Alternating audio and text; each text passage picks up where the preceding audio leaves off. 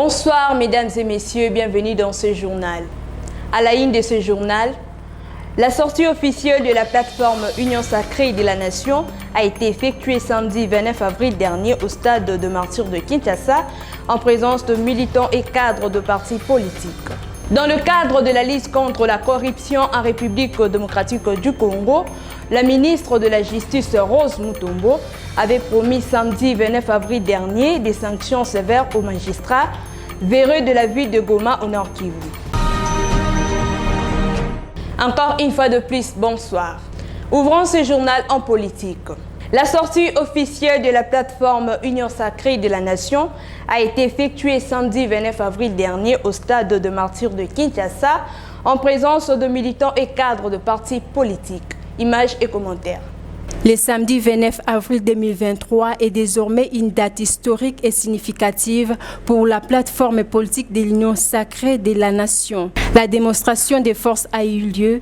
Le stade de Martyrs était rempli comme un œuf. Une réussite totale en termes de mobilisation des partis et regroupements politiques présents à cette grande messe politique.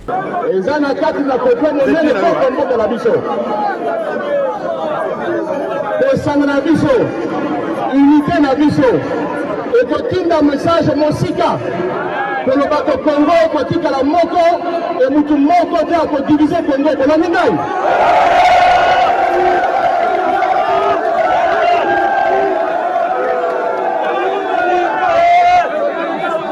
Congo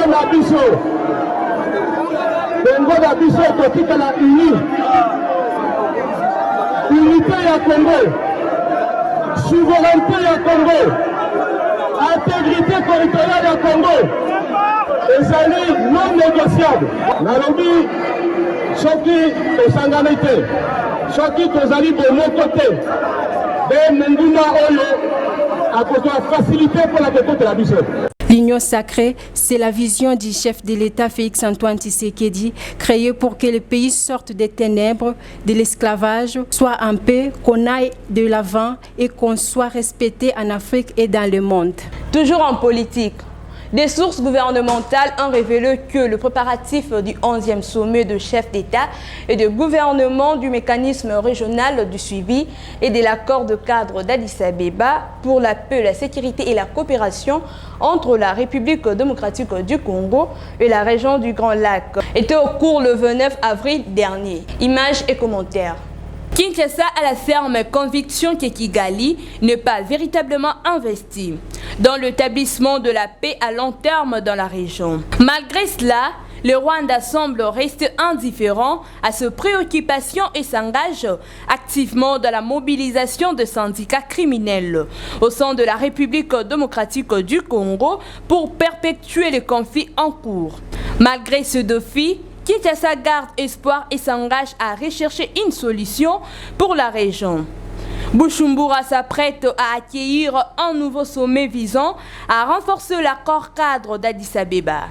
Ici est de noter que la République démocratique du Congo cherche à garantir le caractère contraignant de l'accord, car elle accuse le Rwanda de duplicité. Des sources gouvernementales ont relevé que le préparatif du 11e sommet de chefs d'État et de gouvernements de mécanisme régional de suivi de l'accord cadre d'Addis Abeba pour la paix, la sécurité et la coopération entre la République démocratique du Congo et la région de Grand Lac était en cours le 29 avril dernier. La réunion est prévue du 2 au 6 mai 2023. Parlons économie.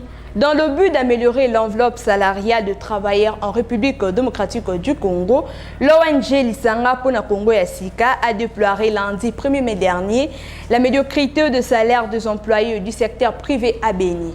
Francis Mata pour le reportage.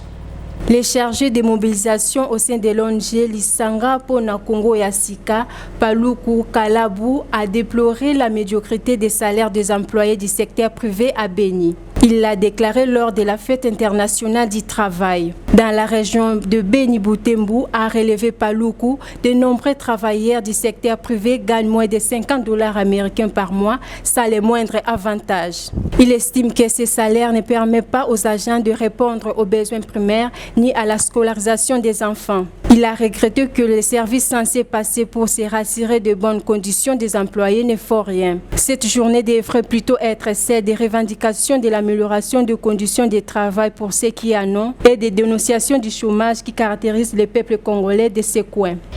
Parlons sécurité. Le militaire ougandais sont arrivés à Mabenga lundi 1er mai dernier, cette zone stratégique située à plus de 90 km au nord Kivu de Goma, dans le territoire de Rutshuru. Cette avancée suite à une mission de reconnaissance effectuée le dimanche 23 avril 2023. Images et commentaires. Les militaires ougandais sont arrivés à Mabenga le lundi 1er mai dernier. Cette zone stratégique est située à plus de 90 km au nord Kivu de Goma, dans le territoire de Rutshuru au nord Kivu. Cette avancée fait suite à une mission en reconnaissance effectuée dimanche 23 avril dernier dans la zone. Ils y sont déployés dans le cadre de la force régionale de la communauté des États d'Afrique de l'Est. Les contingents ougandais est ainsi présents à Bunagana, Chengerero, Rutshuru et Kiwanja. Il a pour mission de renforcer la protection des civils ainsi que l'ouverture de la route Bunagana, Rutshuru, Rumangabo, Goma selon l'EAC. Kinshasa, pour sa part, attend plus l'application du mandat offensif en cas de non-retrait du M23 comme convenu dans les différents accords. Signalant que de son côté, l'EAC est satisfaite du déroulement de la mission et note que le déploiement complet de troupes dans l'est de la République démocratique du Congo a permis le respect du cessez-le-feu. Parlons justice. Dans le cadre de la lutte contre la corruption en République démocratique du Congo, la ministre de la Justice Rose Mutombo avait promis samedi 29 avril dernier des sanctions sévères aux magistrats véreux dans la ville de Goma au nord Kivu. Francine Mata pour le reportage. La ministre de la Justice, Rose Mutombo, a promis des sanctions sévères allant jusqu'à la radiation du corps aux magistrats véreux, qui s'illustrent notamment dans des actes de corruption et d'autres pratiques qui avalisent l'image de la justice congolaise. Elle a appelé la population à dénoncer tout cas avéré de corruption dans toutes les juridictions civiles et militaires auprès de la Chambre de discipline des magistrats en province. Elle a mentionné que l'infraction de corruption est une infraction très compliquée. Il y a un corrompu et un corrupteur. La ministre de la Justice a poursuivi en réaffirmant sa détermination à continuer le combat contre la corruption au sein de la magistrature, en mentionnant que les chambres de discipline sont en train de se réunir et il y aura des magistrats qui vont quitter ce corps. Elle a proféré ces menaces lors de l'inauguration du nouveau bâtiment du palais de la justice à Goma. Bouclons ce journal en société. Le gouverneur de la province du Nord Kivu avait dépenché le lundi 1er mai dernier une délégation mixte pour réhabiliter la route Goma-Massissi coupée depuis 5 jours. Francine Mata pour plus de détails. Les trafics routiers entre la localité de Saké et les centres du territoire Massissi pourraient reprendre dans les 10 jours à venir, a promis une délégation mixte dépêchée sur place par le gouverneur de province. Cette route a été coupée depuis jeudi 27 avril par un déboulement à environ 40 km de Goma, près de Mouchaki. Depuis lors, la ville de Goma est coupée de cette importante voie d'approvisionnement en produits viviers par cette catastrophe, qui affecte aussi les opérations militaires dans le secteur. La mission a été conduite par l'administrateur de Massissi au lieu des catastrophes situé à 10 km de la cité de Saké. Elle avait l'objectif de faire l'état des lieux des dégâts survenus la nuit du jeudi 27 au vendredi 28 avril dans la zone. Le sol n'est pas stable, c'est le civisme qui vont demander à la population pour bien conserver la nature. Les axes Rutshuru et Kichanga étant encore vidés de leurs habitants.